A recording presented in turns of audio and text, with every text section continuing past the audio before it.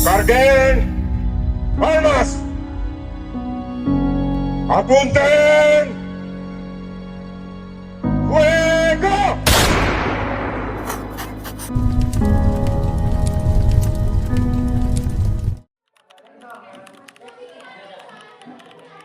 Sa gitna ng ingay ng paaralan, isang grupo ng masigasig na mga estudyante ang abala sa kanilang computer laboratory activity. Ang bawat isa ay nagsusumikap upang tapusin ang kanilang mga gawain ng buong husay at dedikasyon.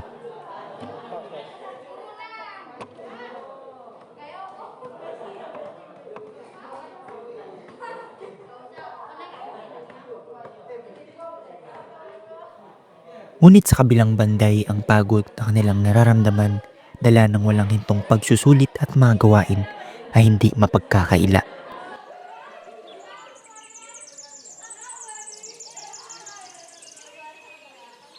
Uy pre, paalala ko lang pala sa iyo yung assignment natin sa No Limit ang Here ah.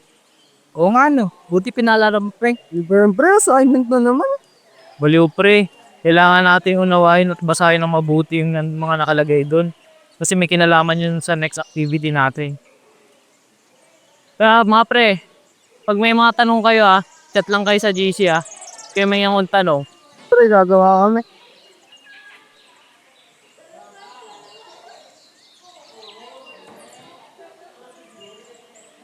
Eh pre, dito pala muna ako. Magre-review muna ako ng Nolly. Eh sige pre. Pre, kami. Lihat ha.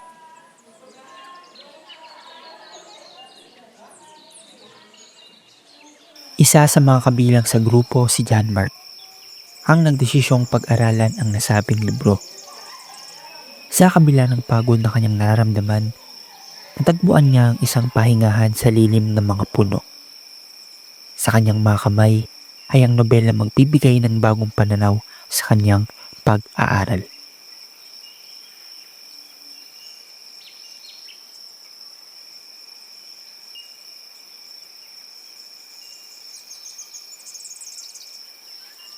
On January 28, 1890, Rizal left Paris, France and moved to Brussels, the capital city of Belgium. He made the decision to leave Paris to economize his expenses and finish the sequel of his novel, Tolimitangere.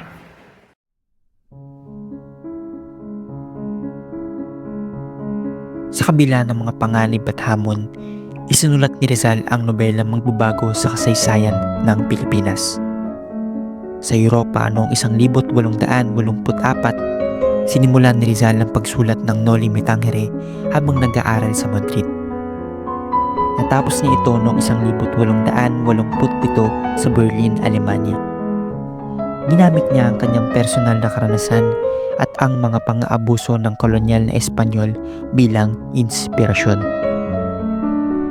Pepe, tariyan ka pala. Viola, maupo ka muna. Si Maximo Viola ay isang doktor at kaibigan ni Rizal. Siya ang nagpondo ng paglimbag ng unang 2,000 kopya ng No Limit ang Here noong taong 1887. Ang malalim ang iniisip ko.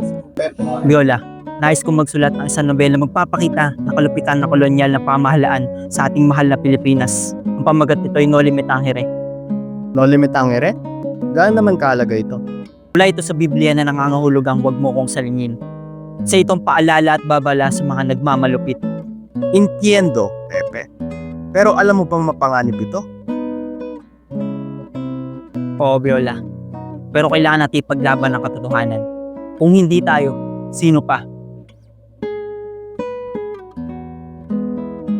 Oriental na kayo. Oh, Ferdinand. Pa pala. Habo mo na. Danda po. Jose, natanggap ko ang iyong sulat. Ang iyong layunin ay dakila.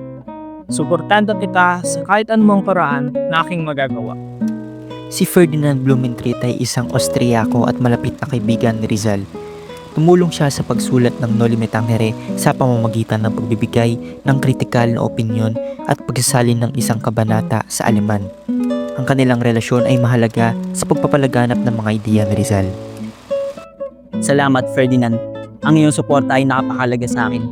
Nais ko na ating mga kababayan ay magising sa katotohanan. Jose, ang iyong nobela ay magiging mahalagang kasangkapan para sa ating mga layunin. Pero lagi mong tatandaan, ang landas na ito ay punit ang panganib. Alam ko, Ferdinand, handa akong harapin ang panganib para sa ating bayan.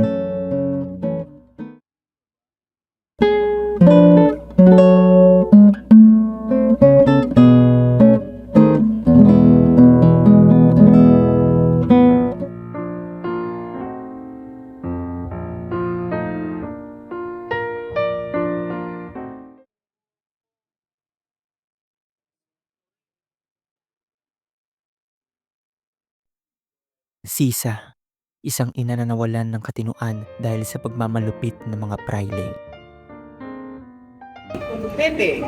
Juan, nariyan ka pala. Abo malas. Pepe, ba't ka nagbumukmuk dito? Wala niya't lumawas muna tayo.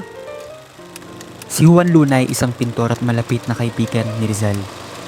Tumulong siya sa Noli Me Tangere sa pamamagitan ng mga ilustrasyon at suporta. Ang kanilang pagkakaibigan ay mahalaga sa kilusang propaganda. Juan, mahalaga ito. Para ito sa ating mga kababayan na nasa Pilipinas na ngayon ay nagdudusa. Naiintindihan kita, Pepe. Pero, huwag mong kakalimutan na minsan ay kailangan mo ring magpahinga. Kakasiyawan, Pepe. Pero umangak sa dedikasyon sa pagsila. Ang iyong tapangin bibigay lakas sa ating bayan.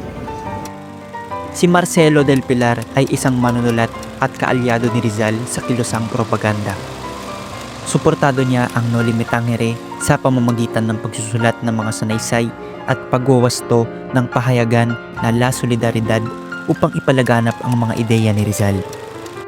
Salamat, Marcelo. Kailangan po akong suporta. Siyempre, Pepe. Lahat kami sumusuporta sa iyo. Si Pepe. Pero, ang mga bayani ay kailangan rin ng pahinga. Kaya tara, lumabas tayo. Papakita ko sa iyo ang ilan sa aking mga obra. Salamat sa inyong suporta. Marcelo, Juan, lubos ko itong kailangan. Ngunit kailangan ko itong tapusin para sa ating bayan.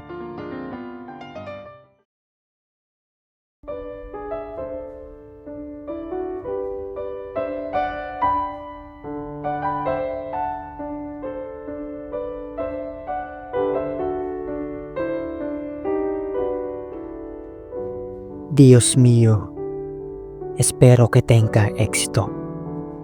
Rizal! Heriste erste corpe der Postono Iglesia Alzosnes. Here is your first copy.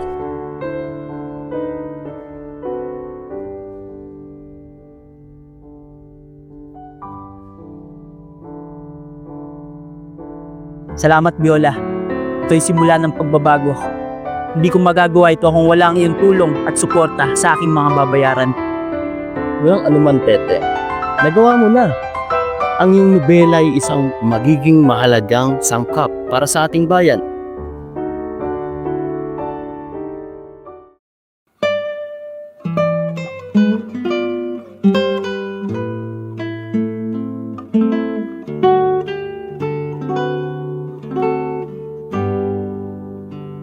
Matapos ang paglalathala ng Noli Me Tangere, si Rizal ay bumalik sa Pilipinas. Ngunit hindi lahat ay natutuwa sa kanyang pagbabalik. Sa kabila ng mga banta sa kanyang buhay, si Rizal ay nanatiling matatag sa kanyang layunin. Alam niyang ang kanyang mga nobela ay magbubukas ng mata ng mga Pilipino sa katotohanan. Uli kayong pagbabalik, Pepe. Salamat, Pedro. Si Pedro Paterno ay isang manunulat at kasapi ng kilusang propaganda. Ang kanyang mga gawa tulad ng nobelang Ninay ay nagbigay inspirasyon kay Rizal sa pagsusulat ng Noli Me Tangere. Salamat, Pasiano. Si Pasiano ay kapatid ni Rizal. Siya ang naging inspirasyon ni Rizal sa kanyang edukasyon at mga ideya.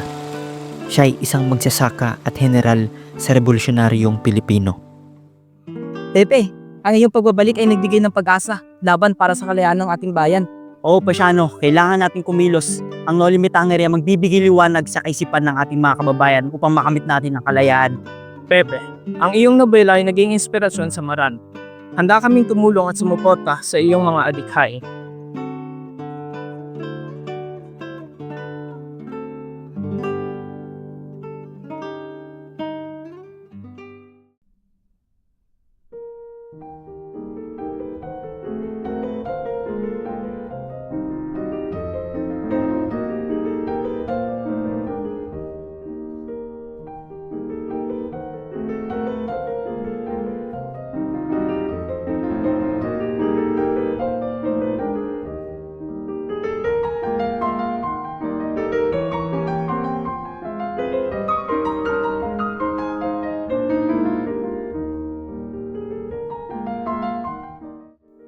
Magandang araw, senyor.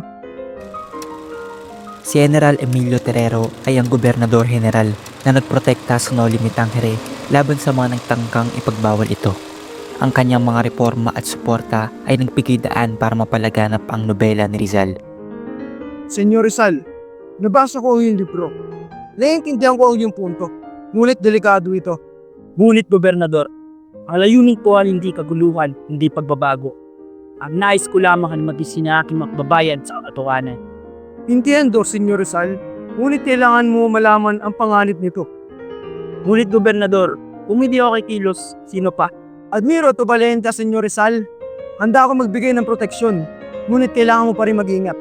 Muchas gracias, gobernador.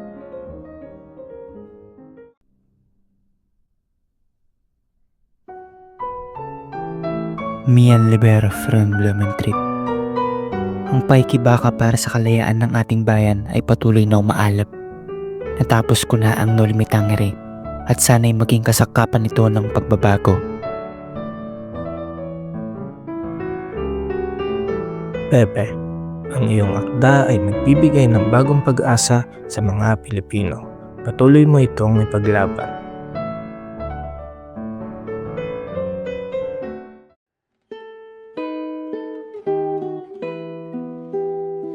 Sa pagbabalik ni Rizal sa Pilipinas matapos ang pagdathala ng Noli Me Tangere, mabilis na kumalat ang nobela at nagdulot ng pag-aalala sa mga praile.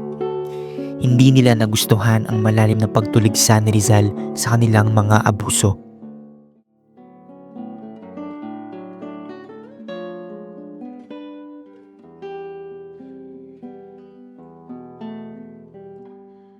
Senyor Rizal, anong klaseng libro itong sinulat mo? Ikaw ba ay nagbabanta sa kapayapaan ng bayan?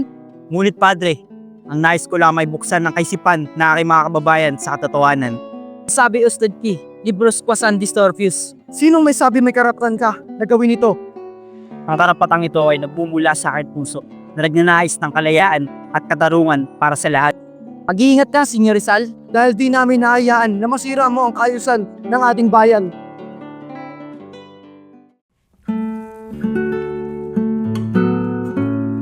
Ang mga pangarap ni Rizal ay nagbigay liwanag sa madilim na mga panahon ng ating bayan.